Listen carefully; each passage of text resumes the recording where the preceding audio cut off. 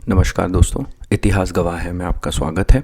जैसा कि मैंने episode 5th of world history में कहा था at the end of it कि हम थोड़ा वर्ल्ड हिस्ट्री का में पॉज लेंगे and I will spend some time to launch a small series on uniform civil code and the basis of this series is our 2 lectures on YouTube by Vikas Divyakirti sir and उन्होंने बहुत ही विस्तार से actually बहुत अच्छे से 2 बड़े बड़े lectures करीब 4 आवर्स ईच के लेक्चर्स हैं। उसमें ये समझाया है कि what is uniform civil code, उसका कॉन्स्टिट्यूशनली क्या मीनिंग है, उसकी क्या हिस्ट्री रही है और फिर different aspects of different personal laws भी कवर किए गए हैं। और मेरा ऐसा मानना है कि डिबेट तो चलते रहेंगे और मुझे लगता है कि ये डिबेट अब आने वाले कुछ महीनों में और भी हीटेड होने लगेगा। आई थिंक ऑलरेडी बहुत ज़्यादा मैंने देखा न्यूज़ चैनल्स इसको किसी न किसी तरीके से कवर कर रहे हैं। बट एक फीलिंग जो मुझे हमेशा रहती है कि often news channels do not cover it in educated manner मतलब कि the purpose many a times is to create debate and not educate। और पता नहीं, मुझे ऐसा फील होता है कि the discussions often are very very superficial, उसमें कोई डेप्थ नहीं होती है। एंड एज एक जागरूक नागरिक मुझे लगा, खुद को लगा कि यार मैं खुद समझ लेता हूँ कि ये क्या है यूनिफॉर्म सिविल कोड, इसके क्या इंट्रिकेसीज है, इसकी क्या हिस्ट्री है, इसके क्या कॉम्प्लिकेशंस हैं, specially for a country, for a pluralistic nation like that of India. ये बाकी कंट्रियों में कैसे होता है ये सब तो हम देखेंगे और थोड़ा बात भी करेंगे, पर India by design, bye it's nature is extremely pluralistic और इसलिए ये डिबेट्स इतने हीटेड होते हैं। तो मुझे लगा कि मैं खुद समझ लेता हूँ एंड एज आई सेड कि मैं तो हमेशा इस मोड में रहता हूँ कि जो कुछ मैं समझ रहा हूँ, पढ़ रहा हूँ, वो मैं आप लोगों से शेयर कर सकूँ इस पॉडकास्ट के through. And that's my hope. My hope is that through this mini series on uniform civil code, whichever side of debate you are on, I honestly don't care. What I care for is हम सब इस मुद्दे को अच्छे से समझें, इसके बारे में अपनी समझ डेवलप करें और एक बैलेंस्ड ओपिनियन बनाने की कोशिश करें instead of choosing sides and you know like going into like heated fighting sometimes even in wrong directions, right. पहले ही बहुत क्लियरली बता देना चाहता हूँ कि लोग इसको हिंदू वर्सेस मुसलमान या किसी एक धर्म के वर्सेस दूसरे तीसरे चौथे धर्म के बारे में बनाने की कोशिश कर रहे हैं। ये वही तत्व हैं जो सांप्रदायिकता फैलाते हैं, है ना, कितने ही अलग अलग तरीक़ों से। तो this is not about any religion versus any other religion. Honestly, this is not. This is about the idea of unifying a country, bringing all its citizen under, क्या बोलते हैं उसको, lex loci. Lex loci मतलब law of the land। और इसका basic उद्देश्य है, जैसे हम समझेंगे, is to give same kind of empowerment that has been given to some people and is not available to some other people. इसमें religion का रोल तो प्ले होगा ही, हम देखेंगे कैसे क्या रोल है, but again and again let's understand this is not at all Hindu versus Muslim. This is about extending the meaning of freedom to the citizens who have limited freedoms due to some reasons. तो बार बार हमको इस core को ध्यान रखना है, क्योंकि मुझे ऐसा लगता है कि कॉमन पॉपुलर मीडिया में इसको थोड़ा सा अलग तरीके से प्रोजेक्ट करने की कोशिश करी जा रही है और उससे थोड़ा सा अगर हम दूर रहेंगे तो शांति से हम समझ पाएंगे, बैलेंस तरीके से हम इसे समझ पाएंगे। तो चलिए शुरू करते हैं। तो सबसे पहले तो ये डिबेट अभी अभी वापस से उठ के क्यों आ गया है, तो सबसे ये समझते हैं कि the reason for this is कि बीजेपी जो अभी करंट रूलिंग पार्टी है उसके मैनिफेस्टो में, घोषणा पत्र में, अगर आप 2019 का उनका घोषणा पत्र उठा के देखेंगे तो उन्होंने उसमें डिक्लेयर करा है कि they will bring uniform civil code in order to provide empowerment and you know to provide basically women empowerment से इन्होंने उसे कनेक्ट करने की कोशिश करी है। और ये भी कहा है कि हमारे कॉन्स्टिट्यूशन में ये लिखा है, निहित है कि यूनिफॉर्म सिविल कोड लाना है और हम उसे लाने की कोशिश करेंगे। तो अभी उसी के चलते there has been a massive political debate that has kicked off in India. और क्या है यूनिफॉर्म सिविल कोड? तो यूनिफॉर्म सिविल कोड हमारे आर्टिकल 44 में है in our constitution, which is under section 4, which is directive principle of state policy. अब अच्छा, directive principle of state policy में क्या लिखा रहता है? The provision contain in this part, मतलब part 4, shall not be enforceable by any court. मतलब ये जो यूनिफॉर्म सिविल कोड है ये कोर्ट एनफोर्स नहीं कर सकता, इसको लेकर कोई कोर्ट में भी नहीं जा सकता क्योंकि ये एनफोर्सिएबल बाय कोर्ट नहीं है। बट द प्रिंसिपल्स, क्या लिखा है? But the principles are nevertheless fundamental in the governance of the country. मतलब ये जो यहाँ पर directive principles of state policy में जितने आर्टिकल्स दिए हुए हैं दे आर फंडामेंटल, मतलब मूल में है। किसके मूल में है? For the governance of any of the country, हमारी कंट्री के गवर्नेंस के फंडामेंटल स्ट्रक्चर में ये प्रिंसिपल्स इम्पॉर्टेंट है, ऐसा कहा गया है। कोर्ट से इन्फोर्सिबल नहीं है बट इम्पॉर्टेंट है। And it shall be the duty of the state to apply these principle. अब स्टेट का मतलब ऐसा नहीं है कि स्टेट जो हमारा आज छोटे जो हम राज्य ही है। स्टेट मतलब central government, state government, municipal government, इन सब को स्टेट बोला गया है यहाँ पे, है ना। So it shall be the duty of the state to apply these principles. अब आर्टिकल 44 क्या कहता है? The state shall endeavour to secure for citizens a uniform civil code throughout the territory of India. ठीक है, तो ये हमारे article 44 में ही निहित है। अच्छा, तो अब आप पहला क्वेश्चन पूछेंगे और बहुत ही स्वाभाविक सा क्वेश्चन है कि भाई ये अगर निहित है तो उसी समय अप्लाई क्यों नहीं किया गया, उसी समय क्यों नहीं लागू किया गया? तो लागू इसलिए नहीं किया गया उस समय, जैसा कि हमने कहा था कि कुछ ऐसे मुद्दे थे, ठीक है, जो उस समय डिबेट से सॉल्व नहीं हो पाए तो वो आने वाली पीढ़ियों पर छोड़ दिए गए। और यूनिफॉर्म सिविल कोड, ये बात हमने अपनी मॉडर्न इंडिया की हिस्ट्री में पोस्ट इंडिपेंडेंस वाला जो लास्ट के 3-4 एपिसोड थे उसमें बात करी थी कि ऐसे बहुत सारे मुद्दे थे जो उस समय सॉल्व नहीं हो पाए तो उनको आने वाली पीढ़ियों के लिए छोड़ दिया गया कि आप अपने हिसाब से फिर आगे चल के डिबेट करके इनको रिजॉल्व करिए। और uniform civil code, the application of uniform civil code on the entire country was one such issue that was not completely resolved at that time and was left for the future generation। तो uniform civil code कोशिश करी गई थी, हम देखेंगे वापस से जब हम हिस्ट्री में जाएंगे इसकी तो हम समझेंगे कि कोशिश पूरी करी गई थी पर पूरी तरीके से इसको अप्लाई नहीं किया जा सका। फिर से समझ लेते हैं, ये डायरेक्टिव प्रिंसिपल जो पार्ट 4 है कॉन्स्टिट्यूशन में, उसमें आर्टिकल 44 कहता है that state shall endeavour to secure for citizens a uniform civil code throughout the territory of India.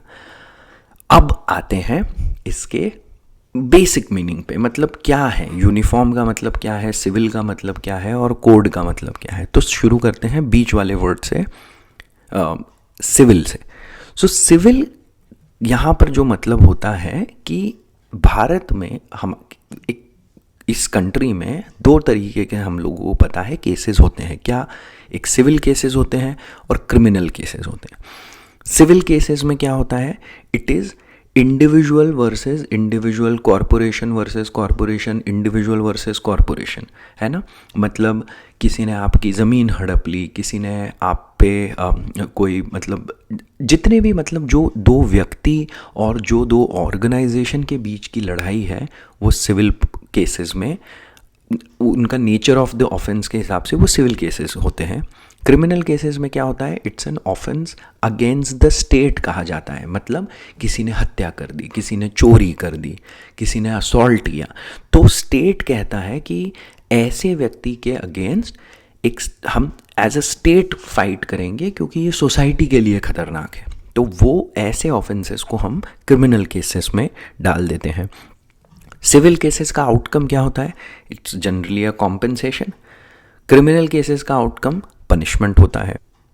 तो इसमें फिर हम देखेंगे कि बर्डन ऑफ प्रूफ किस पे लाया करता है। So burden of proof lies with the plaintiff and the prosecution in both the cases. मतलब जो ये कह रहा है कि मेरे साथ अन्याय हुआ है या मेरे साथ कोई गड़बड़ी हुई है, मेरे पे असॉल्ट हुआ है, मेरे किसी परिजन की हत्या की गई है, हमारे घर चोरी हुई है, दोनों ही केसेस में द बर्डन ऑफ प्रूफ, जो आरोप लगा रहा है, जो पीड़ित है, उसको ये प्रूव करना होता है कि ये बात, ये आरोप, ये इसके एविडेंसेस प्रोवाइड करने होते हैं। और दोनों के केस में जो लॉज होते हैं, for example in civil cases code of civil procedure जो 1908 का है वो अप्लाई किया जाता है। फिर in criminal cases it is code of criminal procedure जिसे 1973 में मतलब अमेंडमेंट के बाद लाया गया, और इंडियन पीनल कोड जो 1860 में लाया गया था वो बताता है कि उसमें क्या क्या अपराध कहा जाएगा, किसी चीज़ को अपराध कहा जाएगा। तो हमारा पूरा जो फोकस रहेगा वो इस सीरीज़ में सिविल केसेस पे रहेगा। और अब जब हम सिविल केसेस की बात करते हैं तो हमें फिर से ध्यान देना है कि within civil cases also जो फैमिली रिलेटेड डिस्प्यूट्स हैं, such as marriage, separation, divorce, alimony, maintenance, फिर आपका इनहेरिटेंस, अडॉप्शन, ये सारी जो मुद्दे हैं ये will like these are the focus of our discussion during this series. Civil के अंडर जो सब्सटैंटिव पार्ट है, मतलब जिसमें ये बताया जाता है कि कौन कौन से मुद्दे सिविल केसेस के अंडर आएंगे, तो और भी हैं जैसे law of contract, labour laws, torts, law of transfer of property, ये सारी चीज़ें सिविल मुद्दों के अंदर आएंगी। और इसीलिए ये जो यूनिफॉर्म सिविल कोड में जो सिविल वर्ड है वो इसकी तरफ इंडिकेशन दे रहा है। अच्छा, इंडिया जो है उसमें अभी तक, जब हमारे यहाँ अभी यूनिफॉर्म सिविल कोड नहीं है, तो होता क्या है कि there are many personal laws that govern people from other religions। तो जैसे आप देखेंगे हिंदू, मुस्लिम, क्रिश्चियन, पारसीज एंड जूज, अगर आप इन इस तरीके से कंट्री में जो डिविजन्स हैं उस रिलीजियस डिवाइड या रिलीजियस जो रिप्रेजेंटेशन है उसकी बात करेंगे तो हमें समझ में आता है कि for Muslim, Christian, Parsis and Jews, there are personal laws that govern some of these civil procedures in our country। तो यहाँ पर हमारी एक ऐसी कंट्री है जहाँ पे पर्सनल लॉ की महत्वता अभी भी है। तो हमने फिर से समझा कि सिविल मुद्दे कौन से हुए, पर्सनल लॉज का मतलब क्या है। इन पर्सनल लॉज में हम थोड़ा और डिटेल में जाएंगे, एंड कौन से मुद्दे यूनिफॉर्म सिविल कोड का फोकस रहेंगे। फिर यूनिफॉर्म का मतलब क्या हुआ। यूनिफॉर्म, देखिए आप चार अलग अलग तरीके से यूनिफॉर्म को समझ सकते हैं। पहली बात तो यूनिफॉर्मिटी की नीड क्या होती है ना। तो एक सिंपल ये मतलब समझना चाहिए कि यूनिफॉर्मिटी की नीड ये होती है कि जो एक ऊंच नीच या डिफरेंस की जो भावना है, जो अवेयरनेस है, उस अवेयरनेस को आप लोअर करने की कोशिश कर रहे हैं, ऐसी ऊंच नीच जिसके कारण से फ्रैक्चर्स क्रिएट होंगे, किसी एक पर्टिकुलर पार्ट ऑफ सोसाइटी का लेस एम्पावरमेंट होगा, ऑपरेशन होगा, ऐसी ऊंच नीच को आप ख़त्म करने की कोशिश कर रहे हैं, उसे हम एक डेफिनेशन ऑफ यूनिफॉर्मिटी कह सकते हैं। दूसरी डेफिनेशन ऑफ यूनिफॉर्मिटी क्या होती है कि आप होमोजेनिटी की तरफ जा रहे हैं, कि सब लोग एक जैसे ही दिख रहे हैं, बर्ताव कर रहे हैं, व्यवहार कर रहे हैं, बिल्कुल ही कोई डिफरेंसेस नहीं है। और मुझे ऐसा लगता है कि ये जो एब्सोल्यूट होमोजेनिटी की डेफिनेशन है, ये हम लोग जब यूनिफॉर्म सिविल कोड की बात करेंगे ये उस डेफिनेशन में नहीं आता है। हमारी डेफिनेशन ऑफ यूनिफॉर्मिटी इज़ कि हम कुछ मुद्दों पर यूनिफॉर्मिटी लाएं with some exceptions, and those exceptions are such that preserve the cultural aspect of all the different representations in our country. तो ये हो गया यूनिफॉर्म की डेफिनेशन। और क्यों यूनिफॉर्मिटी लाने की ज़रूरत है उसका एक मैंने आपको वाई बताया कि जो डिवाइसिव डिस्क्रिमिनेशन है या ऑप्रेसिव डिस्क्रिमिनेशंस हैं या डिफरेंसेस हैं उनको हम कम करने की कोशिश करें while keeping the diversity and while keeping the cultural diversity of different representation in our country।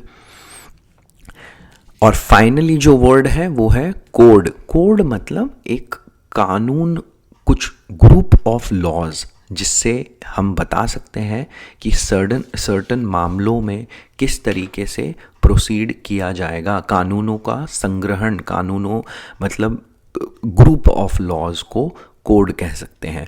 तो अब हमको पता चल गया the meaning of uniform civil code, इसका मतलब क्या है और क्या कह रहा है कॉन्स्टिट्यूशन, क्या कहता है directive principle of state policy.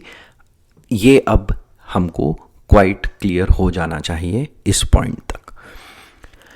अब कहाँ पे जाते हैं? अब हम थोड़ा सा इसकी इतिहास में जाने की कोशिश करेंगे, है ना।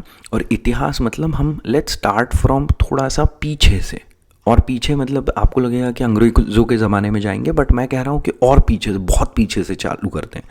तो सबसे पहले जब हम न्यूलिथिक एज में थे, नवपाषाण युग, जहाँ से हम हंटर गैदरर होते हुए एग्रीकल्चरल सोसाइटी में सेटल होना शुरू हुए। तो अब आप सोचिए कि एक ट्राइब हो सकती है जहाँ पर एक महिला की एक से ज़्यादा पुरुषों के साथ शादी का एक ट्रेडिशन है। एंड देखिए ये ट्रेडिशंस उस समय की नीड के हिसाब से चालू होते थे। और क्या होते थे, जैसे एक सबसे बड़ी नीड होती थी लैंड पे अपना अधिकार रखना। तो बहुत बार ऐसा होता था कि लैंड पे अपने अधिकार रखने के लिए भाई अलग अलग शादियां नहीं करते थे, क्योंकि उनको लगता था कि लैंड डिवाइड हो जाएगी। तो वैसे ट्राइब्स में बहुत सारे भाई एक महिला से शादी कर लेते थे। ऑन दी अदर हैंड मान लीजिए कोई दूसरी ट्राइब है जहाँ पे एक पुरुष एक से अधिक महिलाओं के साथ शादी कर सकता है। सिमिलरली वो जो पहले वाली ट्राइब है जहाँ पर एक महिला एक से अधिक पुरुषों के साथ शादी कर रही है, वो वेजिटेरियन ट्राइब है मान लीजिए। दूसरी ट्राइब है जहाँ एक पुरुष बहुत सारी एक से अधिक महिलाओं के साथ शादी कर सकता है, वो है एक नॉन वेजिटेरियन ट्राइब। अब देखिए जब तक ये ट्राइब आपस में ही इनके शादियां हो रही थी, इनके इनहेरिटेंस ये वो के जो मामले थे ये चल रहे थे, वो तब तक मामला ठीक रहेगा। बट मान लीजिए कभी एक ट्राइब में से दूसरी ट्राइब में व्यक्ति कोई जाता है या उसकी शादी हो जाती है, तो क्या ऐसे रूल्स होंगे जो उनके व्यवहार को उस ट्राइब में डिटरमाइन करेंगे? ये तो जानना अब ज़रूरी है ना। आज जैसे हम लोग इंडिया में इंटरमिंगल हो रहे हैं, इतने within caste, within religion भी शादियां होना शुरू हो गई है, तो then it becomes very very difficult to say कि यार जो एक ट्राइब के पर्सनल लॉ थे वो अब दूसरे ट्राइब भी फॉलो करे या वाइस वर्सा, है ना। तो कोई एक ऐसी यूनिफॉर्मिटी आनी ज़रूरी होती है जिसकी एक नीड फील होने लग जाती है as these tribe start intermingling with each other. तो जैसे जैसे हम ये आगे बढ़ते गए फ्रॉम नवपाषाण, from as we settled in agricultural societies, the need for this and these incidences where people started intermingling with between the tribes, between different belief systems, between different cultures, तो यहाँ पर ये क्वेश्चन अब arise होने लग गया as we settle down.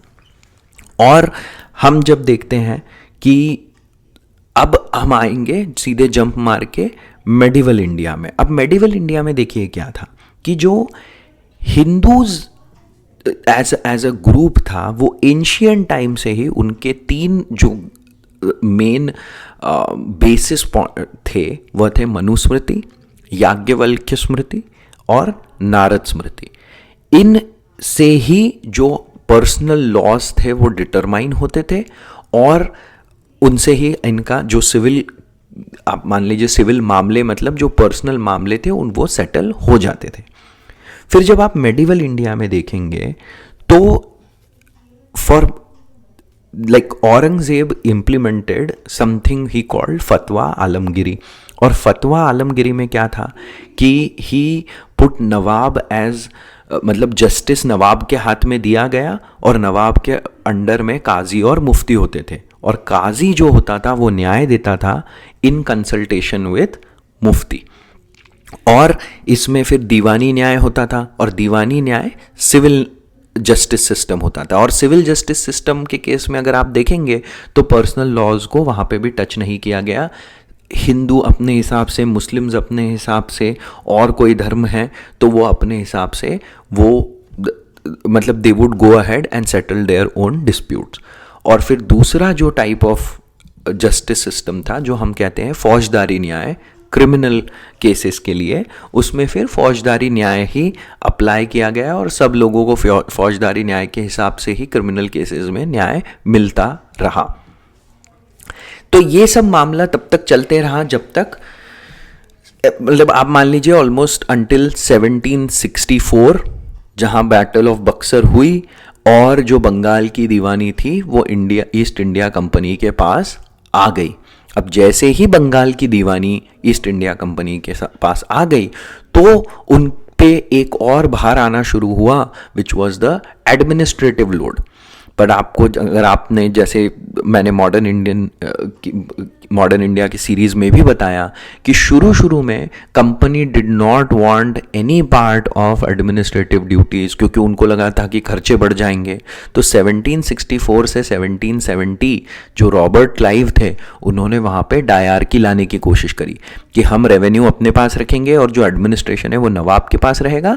और हमें पता है कि उसके कारण से बहुत रैम्पेंट करप्शन हुआ, फिर वहाँ पे फेमाइन आया और इसलिए जो नेक्स्ट गवर्नर आए वॉरेन हेस्टिंग्स, उनको एक दायित्व सौंपा गया, उनको एक रिस्पॉन्सिबिलिटी दी गई and he was made responsible to figure out some kind of administrative and law system in India.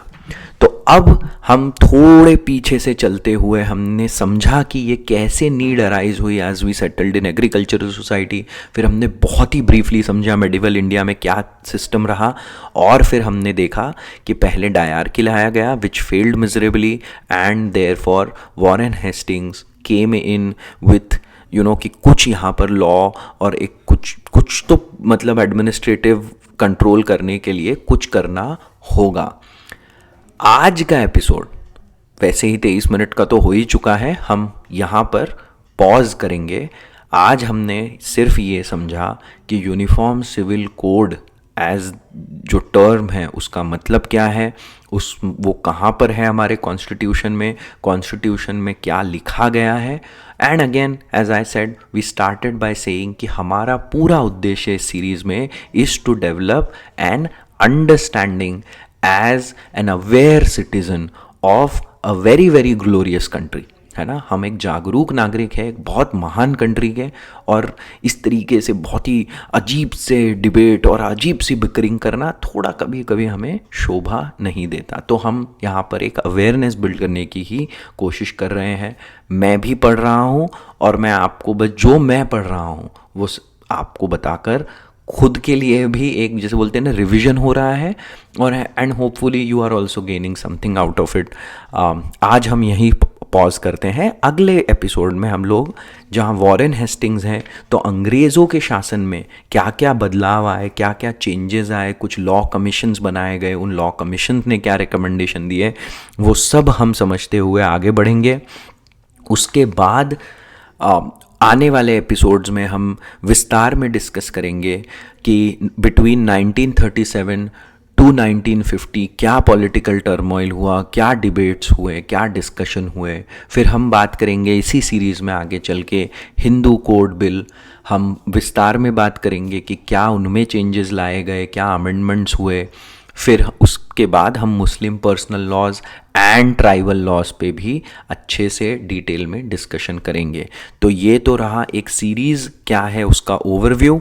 आज के एपिसोड में जैसे हमने समझा, हमने वाई और व्हाट समझा और थोड़ा सा स्मॉल हिस्टोरिकल बैकग्राउंड समझ लिया।